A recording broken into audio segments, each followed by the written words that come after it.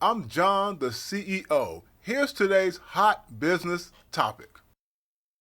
Superstar singer and fashion brand mogul Rihanna just stepped down as CEO of Savage X Fenty, where a white businesswoman was named as her replacement.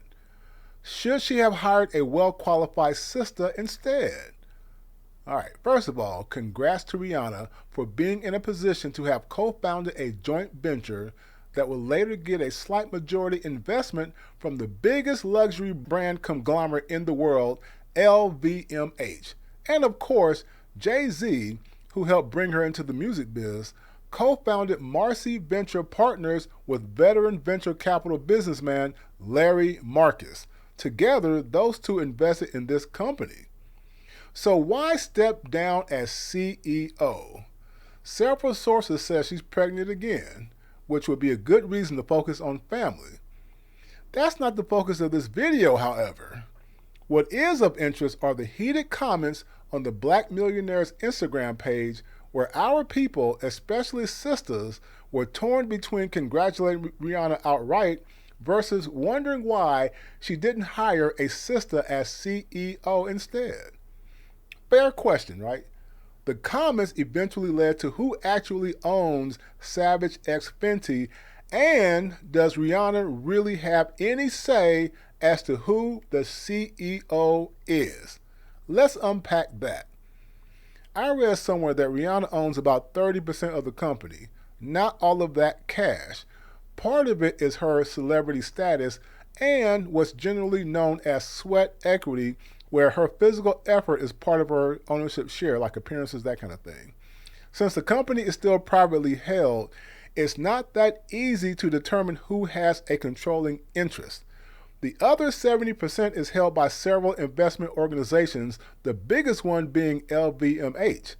Much of the value behind Savage X Fenty arguably is based on Rihanna's star power rather than her business savvy, according to a consumer products expert quoted in Forbes magazine.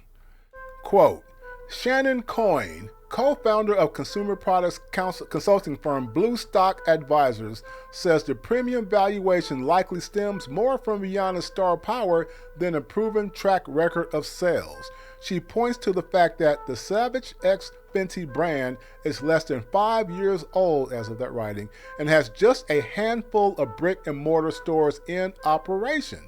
At this time, $3 billion, the valuation for IPO, seems rich because her items are not expensive, so she would have to do a lot of volume in lingerie or around $140 million in EBITDA, that's an accounting term basically, says Coyne, unquote.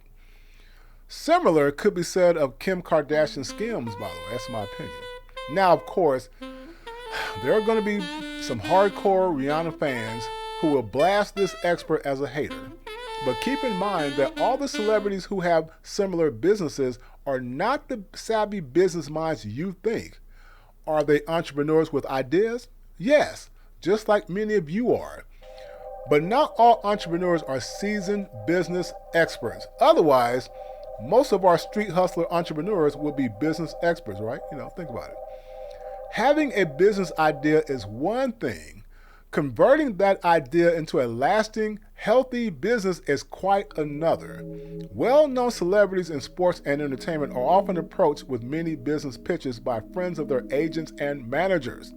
So think Michael Jordan, Magic Johnson, Jessica Simpson, Martha Stewart, Jessica Alba. They may have had an idea in their mind for a business, but the business details were pitched to them. Their celebrity is a strong foundation to build a marketing brand around. If you watch my previous videos, I talk about branding quite a bit, marketing branding. I bring all this up to say that the decision to hire a CEO with more industry experience may not have been entirely Rihanna's idea.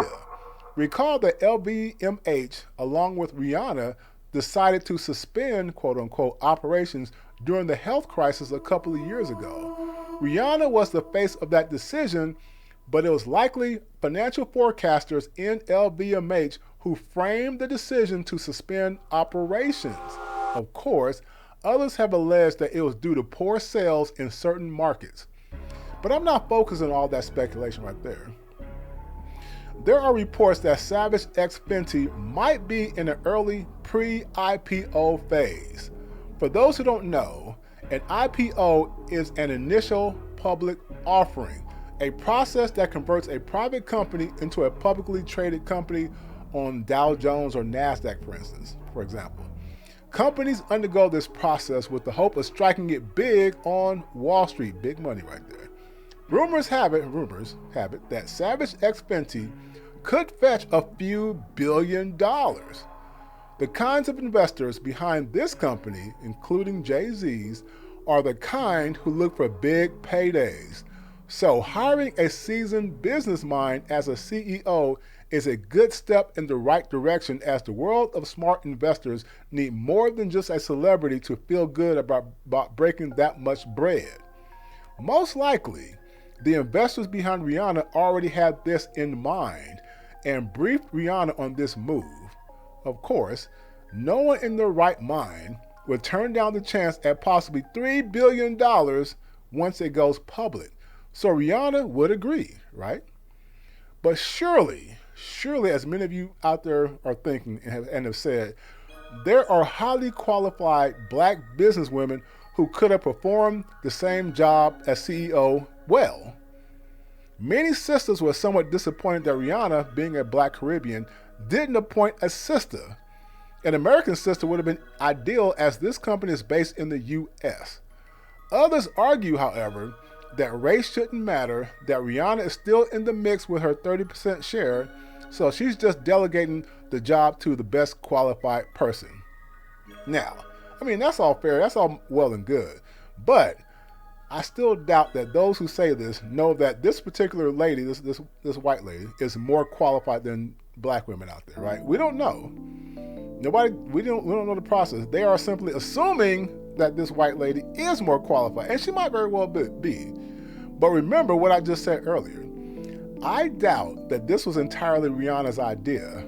I think the decision was made for her, and she just rubber stamped the decision. Savage X Fenty is still, from what I can tell, a mostly non-black company, non-black investors behind it, with a black face. So, the struggle for more black CEOs in high-level companies continues. Okay, brothers and sisters, I'll end on that note. What are your thoughts? Comment below. And do me a favor, like, share, and subscribe to help this channel grow and grow. Until the next video, take care.